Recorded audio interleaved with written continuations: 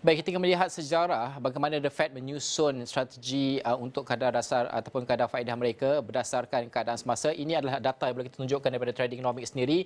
Untuk tempoh sebelum-sebelum ini, apa yang kita saksikan pada hari ini adalah penurunan kepada 5% seperti yang diumumkan oleh The Fed sendiri setakat 19 September sebenarnya ini. 5% iaitu 50 ataupun 50 mata asas yang dipotong. Tetapi untuk tempoh yang panjang, silap saya sejak Julai 2023, sejak Julai 2023, The Fed telah meningkatkan kadar faedah mereka kepada kadar yang paling tinggi sekali iaitu 5.5% pada Julai 26 Julai 2023. Sebelum itu kadar faedahnya agak rendah. Kalau kita lihat paling rendah adalah pada tahun ataupun pada bulan tidak silap saya pada November 2 November 2022 pada sekitar 4%. Kemudian pada tempoh ini tangga ini yang saksikan adalah di mana Amerika Syarikat berdepan dengan lonjakan inflasi yang tertinggi dalam tempoh 40 tahun.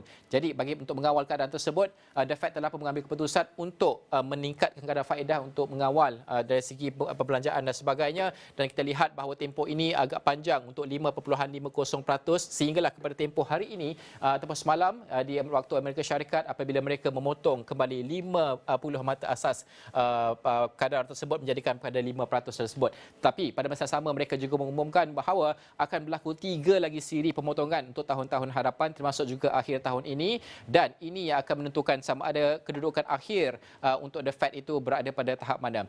Dan of course we're going to discuss further on this. To comment further on this, joining us today is Teng Boo, Managing Director and CEO Capital Dynamics. Tan, good morning. Thank you so much for joining us this morning.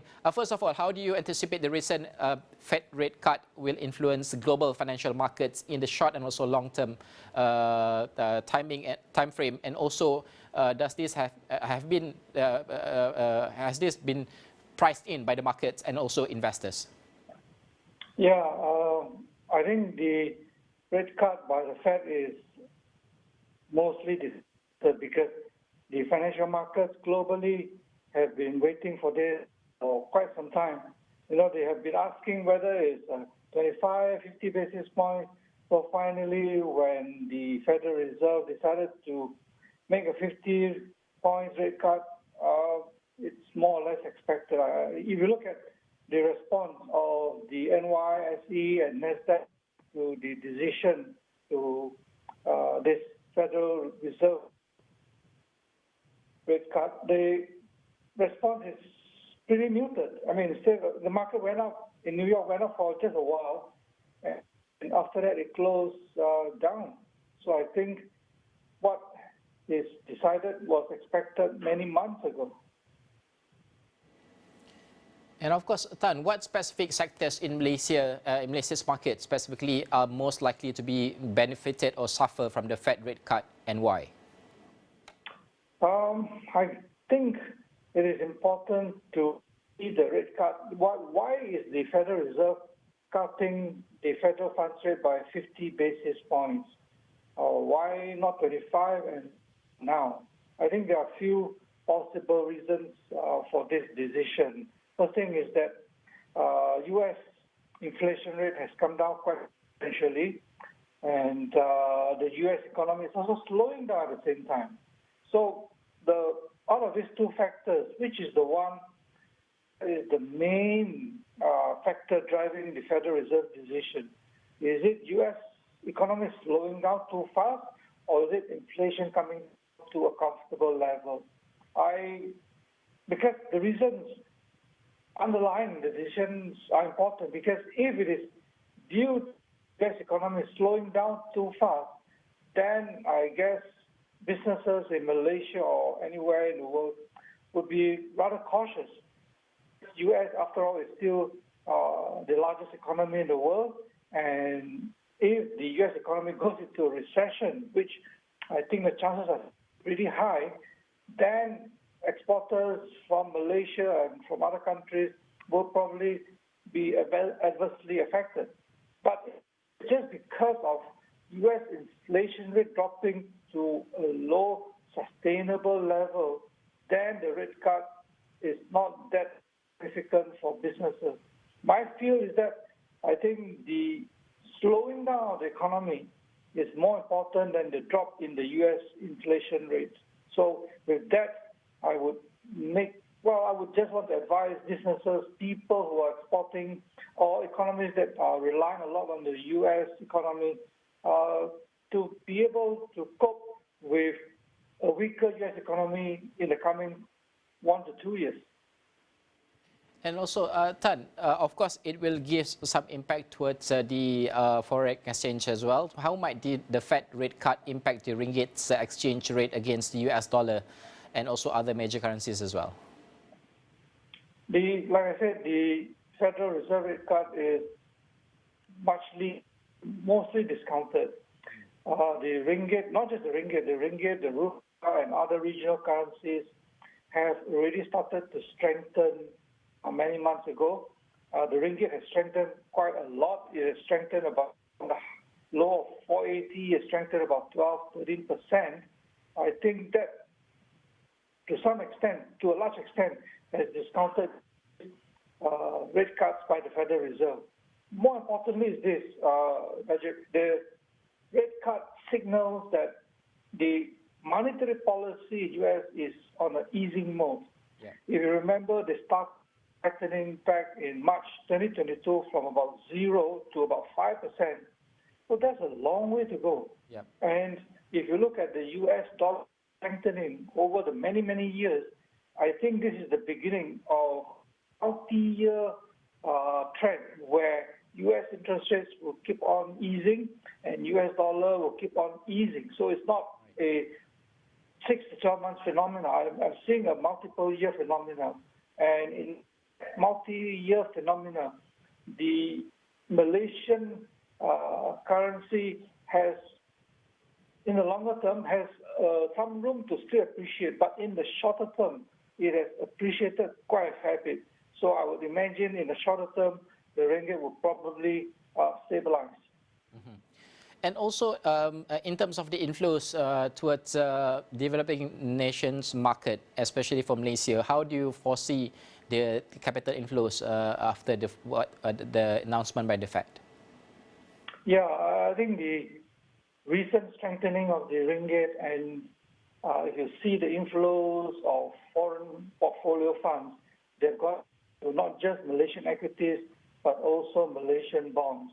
So that has been in anticipation of this rate cut and the weakening of the US dollar. We continue to see that, not just because of the rate cut by the Federal Reserve, but also in the case of Malaysian equities, the Malaysian stock market, we have become something like a safe haven, a safe place for investors to invest.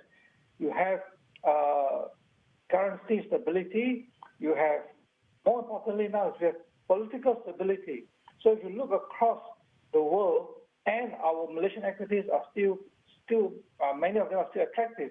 If you look across the world, Malaysia stands out as an attractive destination for the foreign funds. Tan, I want to focus on the domestic side as well, aside from what has happened overnight by the Fed.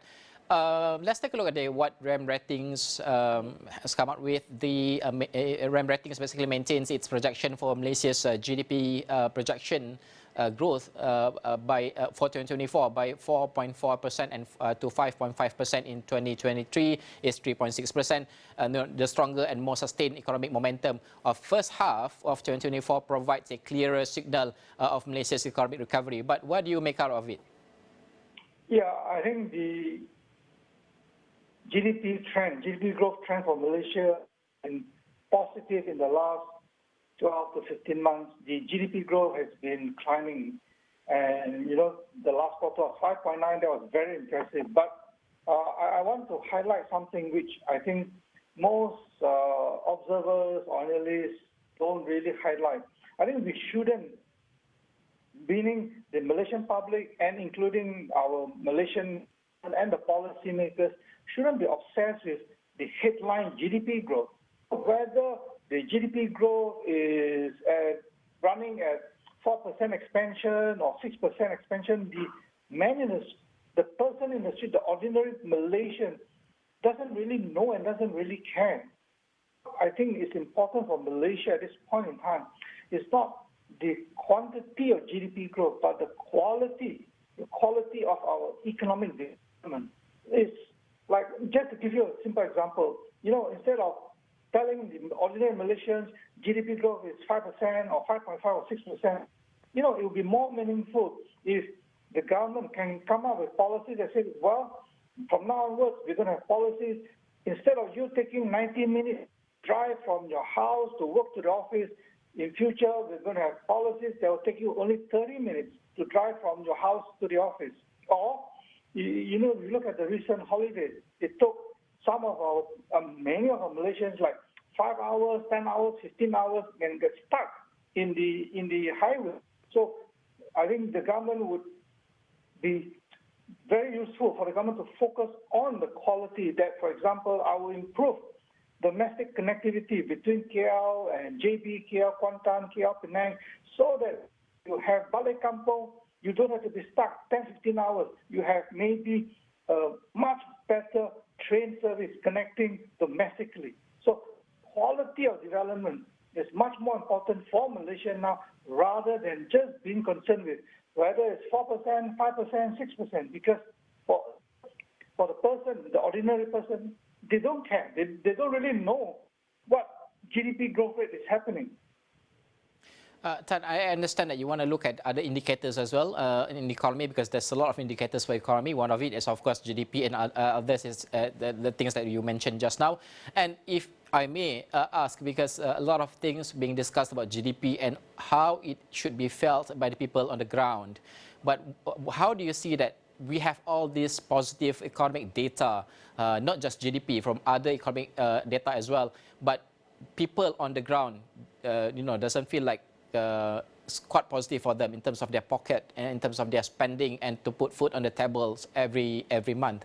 But how do you see in terms of the whole situation of people looking at the numbers positively, and also the reality? What happened and where's the mismatch happen actually? Yeah, I think that's a great question. The mismatch happened not because of the administration. The mismatch happened as a result of inappropriate socio-economic policies for the last 20, 30 years. It is not something that just happened yesterday. So I think if I were just to give you the example that I gave, you mentioned about cost of living. So if, let's say, imagine a situation where high-speed rail connecting between KL, Ipoh, and Penang is really fast, right?